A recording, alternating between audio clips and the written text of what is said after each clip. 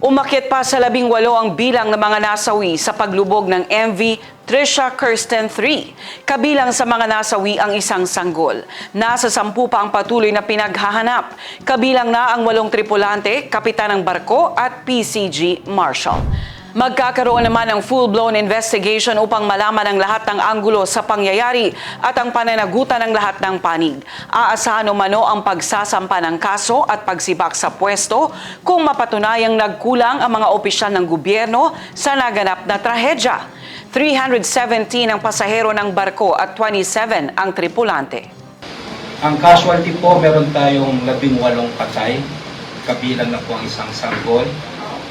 May 10 pa po na patuloy tayong hinahanap, kasama ang 8 tripulante, ang kapitan ng barko at isang PCG Marshal.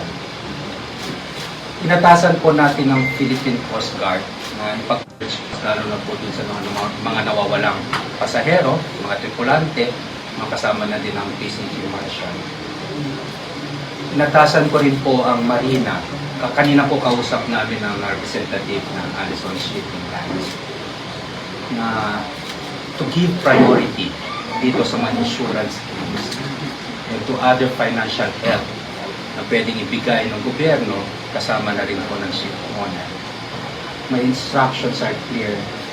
Huwag na pong gawin ito masyadong technical. Yung mga sinasabit na dokumento, gawin lang po simple. Ang utos din po ng Pangulo, magkakaroon po tayo ng full-blown investigation.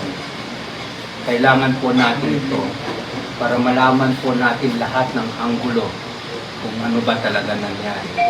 At kailangan din po natin malaman ang pananagutan ng lahat ng panig, mapag-gobyerno man o mapaship po. Kung lalabas po sa investigasyon na meron pong pagkukulang ang gobyerno, magkakaasa po kayo na yayarin, sisipakin, we will file the appropriate cases against our fellow workers. We are exacting accountability and we will be very unfortunate. Ganun din po sa panig ng ship owner. Kung lalabas sa investigasyon na meron silang pagkukulang, they will expect the full force of the law.